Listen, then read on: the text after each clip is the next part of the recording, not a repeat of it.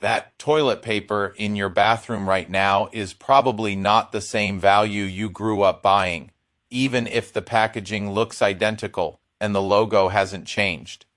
I spent 6 weeks tracking exactly when the big paper companies cut sheets per roll, changed cores, and quietly shifted you from price per roll to price per mystery bundle. And some of them are not going to like this video. You've noticed it. The rolls feel lighter. The paper runs out faster. You start a Saturday morning thinking you bought enough for a month, and somehow you back at the store 2 weeks later wondering if your family is suddenly using more. You blamed your household. You blamed kids these days. The problem was the math, not your family, not your technique. The math built into the roll itself. In this video, I'm going to show you which toilet paper brands use sheets per roll tricks that quietly cost you more and which ones still sell you an honest roll. 5 brands to avoid. 5 brands that are still worth your money. And along the way, I'm going to give you the simple kitchen table math that lets you check every roll in your house in under 30 seconds. Before we name names, you need one thing in your head: price per sheet. Not price per roll, not price per 12-pack. Price per sheet.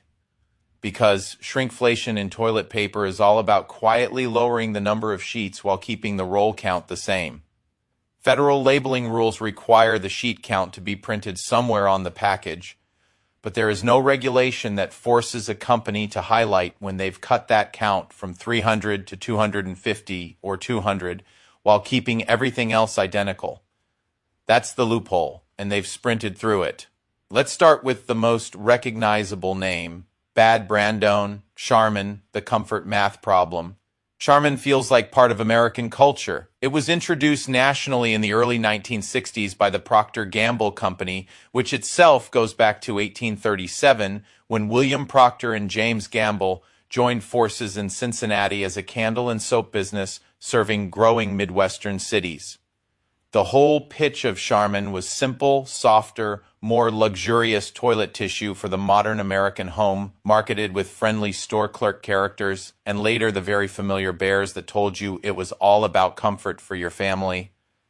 Charmin today is still owned by Procter & Gamble, a multinational consumer goods corporation based in Ohio that now controls brands across laundry detergent, shampoo, baby diapers, and household cleaning products. Soap companies do not build empires out of love for toilet paper. In plain language, they see customers who buy based on trust and habit, and they design products around predictable repeat purchases. Toilet paper is perfect for that.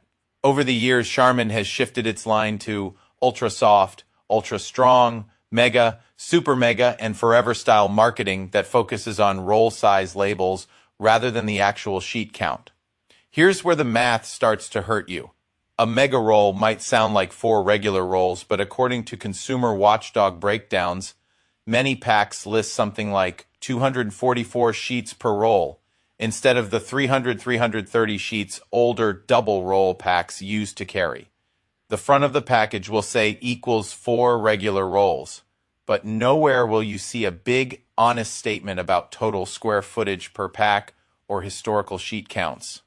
Ingredient-wise, Charmin's modern rolls commonly include bleached virgin wood pulp, softening agents, and sometimes additives to increase absorbency. But the real issue for your wallet is not a chemical name, it's unit size. The American Heart Association has no opinion on toilet paper ingredients, but they do have strong guidance on household budgeting and hidden costs. Repeated small markups add up over months and years in ways most families never see coming. Here's the test that proves it. Pick up a Charmin Mega 12-pack and look for the fine print that lists X sheets per roll.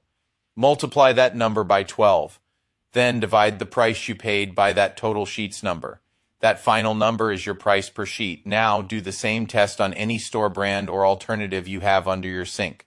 9 times out of 10, the Charmin Mega Pack gives you fewer total sheets than the more boring-looking competitor that doesn't shout about being mega. Real-world consequence: You think you're buying in bulk and saving money, but the reduced sheet count has you replacing rolls more often.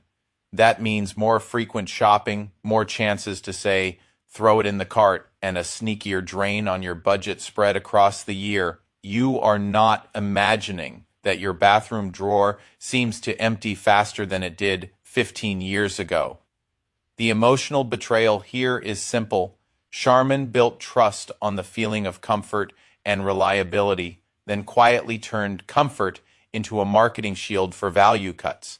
For a lot of Americans who grew up seeing that brand in their parents' homes, that's not just shrinkflation, that's generational trust being chipped away in the one place you thought you didn't have to think about math. Bad brand. Scott, the great American sheet count. Scott toilet tissue is one of the oldest mass-market bathroom paper brands in the United States. The Scott brothers started Scott Paper Company in Philadelphia in 1879, originally selling paper towels and tissue rolls to hotels and railroads before toilet tissue became a standard consumer product. For decades, Scott was the no-nonsense choice. Thin, long rolls, high sheet counts, marketed on value and practicality rather than luxury. That changed as ownership moved. Scott Paper Company merged with Kimberly-Clark in the mid-1990s, a Wisconsin-based paper products giant founded in 1872 that also owns Kleenex, Huggies, and Cottonelle. Pulp and paper companies do not acquire value brands because they love old-school, long rolls. They acquire them because those brands are a perfect place to run volume-driven cost cuts behind a familiar name. Historically, Scott's core identity was 1,000 sheets per roll, the classic white roll that seemed to last forever. Consumer advocates have documented a gradual shift where certain Scott product lines reduced sheet counts and adjusted core sizes while packaging remained nearly identical. For example, a line that used to be 1,000 sheets might now be sold alongside newer comfort or mega variations with 700, 800 sheets and tighter cores. But the per-roll pricing makes it hard for a quick shopper to see that drop. Ingredients are simple, mostly virgin or recycled pulp, water, and sometimes softening or binding agents. The problematic behavior isn't an additive like sodium benzoate, it's how the math works across a year. If you bought Scott for decades because you trusted that 1,000 sheet promise, subtle line shifts mean you might now be buying a Scott product that gives you 20–30% less paper per roll than the one you remember from the 1980s. Here's the test at home. Take an older Scott roll if you have one in a closet or a photo online, and compare sheet counts to your current pack's fine print. If you see a lower number but no bold new smaller roll announcement anywhere, you're looking at textbook shrinkflation. You measure that by dividing the shelf price by total sheets to get the price per sheet, then comparing the old and new figures. Even a change of $0.5 per sheet translates into a noticeable yearly cost difference for a family of 4. The real-world impact, your household budgeting gets quietly harder. You think you know how long a case of toilet paper will last because you remember how long Scott used to last. Then you run out early, blame the kids, and buy another case. The problem was not your family's behavior. The problem was a corporate decision in a boardroom in Wisconsin. For a brand that built its reputation on being the reliable, value-first option, that's a direct betrayal of the people who stuck with them when shinier, softer brands came along. Bad brand. 3. Cottonelle. The premium illusion. Cottonelle is another Kimberly-Clark brand, introduced in the late 1970s and popularized as the soft, cloth-like alternative to traditional tissue. It grew by positioning itself as a more comfortable, more luxurious bathroom experience, backed by the credibility of a company that already controlled Kleenex and other household names. When a large paper conglomerate owns multiple toilet tissue brands, each brand becomes a slot in a pricing ladder. Cottonelle is the premium soft rung. Kimberly-Clark as a paper products corporation is not in the business of nostalgia. It is in the business of maximizing total margins across every rung. In plain language, they see different customers at different incomes and build products tailored to the maximum they can successfully charge each group. Cottonelle's ingredient list typically includes pulped wood fibers, conditioners, and sometimes clean ripple texturing created through embossing and pressing. Again, the issue is less chemical and more mathematical. Consumer complaints in recent years have reported narrower rolls, reduced thickness, and faster runout compared to older Cottonelle products, while marketing stays focused on comfort and cleanliness.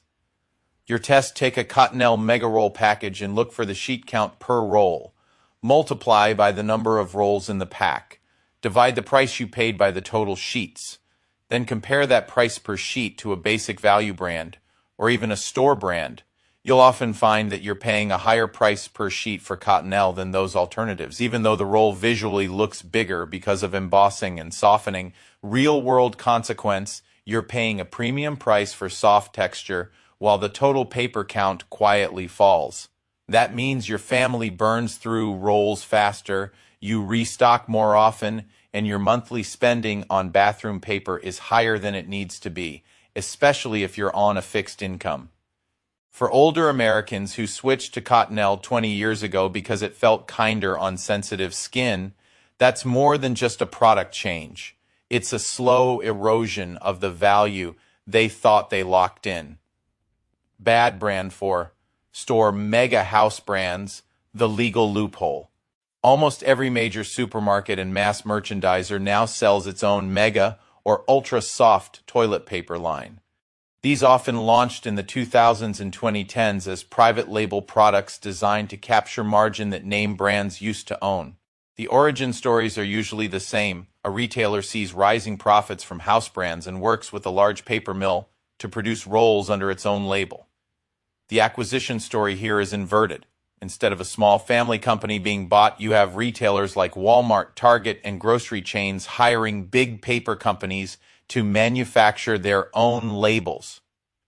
Private label manufacturers specialize in one thing: reading consumer habits and designing products that maximize retailer profit while staying just below the pain threshold that triggers complaints. They are not romantic about sheet counts. Ingredient lists for these brands usually look similar: paper pulp, water, sometimes bleaching or softening agents. The problematic ingredient is ambiguity. Packages shout about 12 mega rolls and equals 48 regular rolls, but bury sheet counts in tiny font and rarely list total square footage in a way that's easy to compare against established standards like 300 sheets per roll. Your test is simple and powerful. Pick any store brand pack that says Mega or Ultra. Find the sheet count per roll. Multiply by the number of rolls to get total sheets.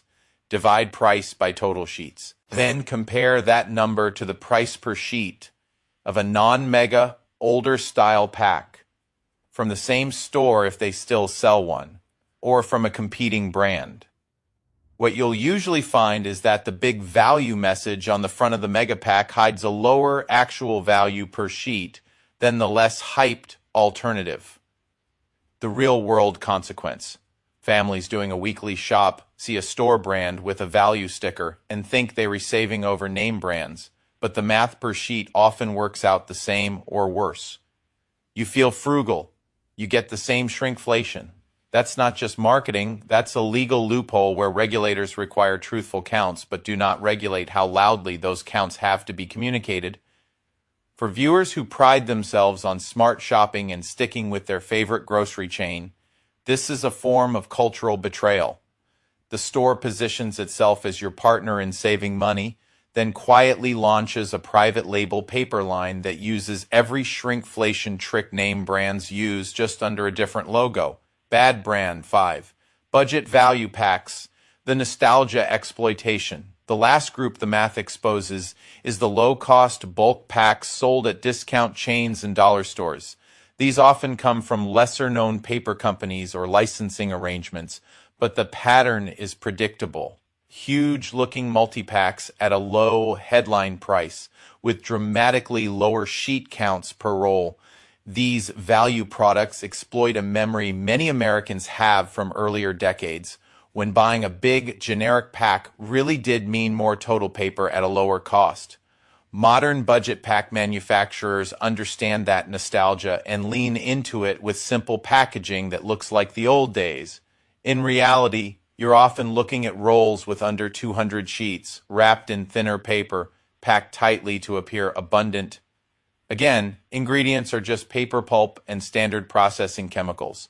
The real problem is value. Consumer reports have documented packs where, once you do the math, the price per sheet is comparable to or even higher than mid-tier name brands because the low overall price hides extremely low total sheet counts. Here's the test that proves it at home.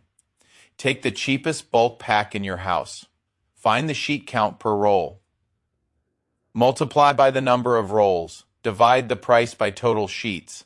Then compare that price per sheet to something you think of as expensive, like a Charmin or Cottonelle pack.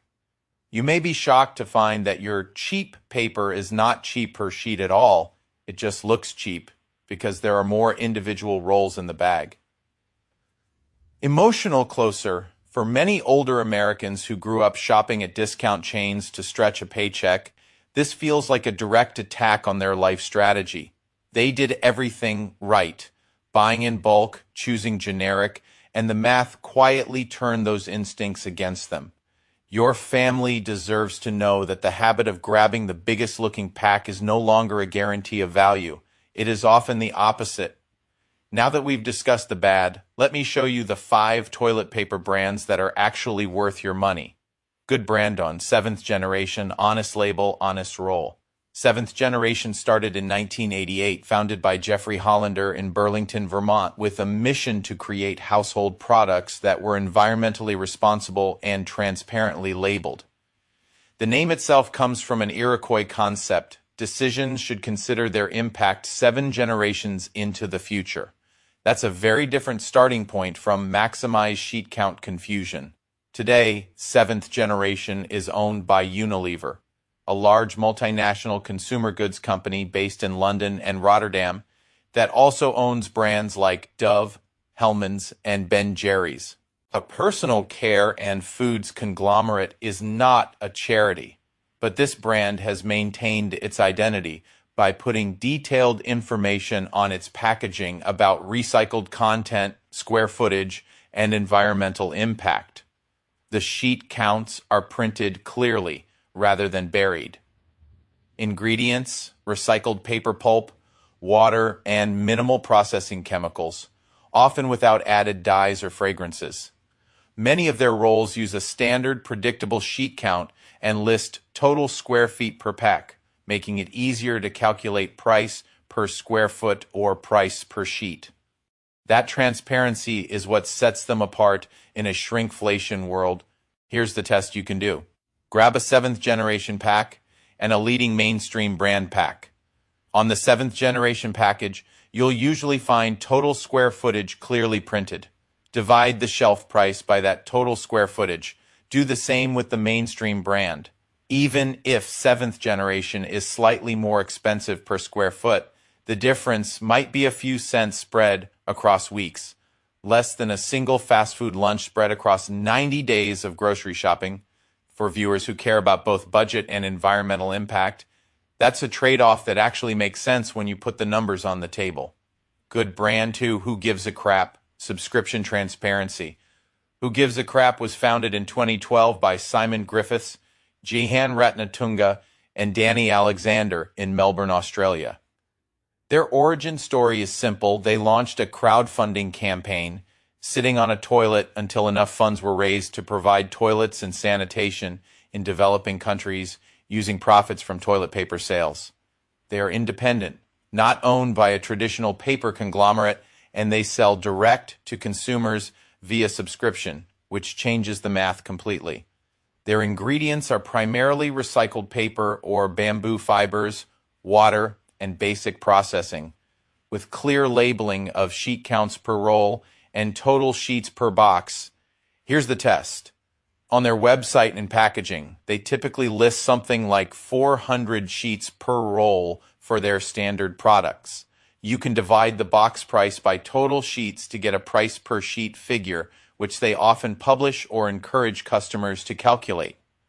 When you compare that price per sheet to a store brand mega pack, you'll often find that the difference is small, a few dollars spread across months, but the value in consistency and transparency is far higher. A specific physical test, take one of their rolls and a mainstream roll, weigh them, and compare how long each lasts in your bathroom with normal use. Because sheet counts per roll are higher and consistent, you'll usually get more days out of each roll, which stabilizes your shopping rhythm. For older viewers on fixed incomes, predictable replacement schedules matter. Good brand, Real Paper, bamboo rolls. Real Paper started in the late 2010s in the United States with a focus on using bamboo instead of traditional tree pulp for toilet tissue, positioning itself as a sustainable alternative. It is still relatively small and focused, not part of a bigger conglomerate, which means its survival depends on customer trust rather than sheer market dominance. Ingredients.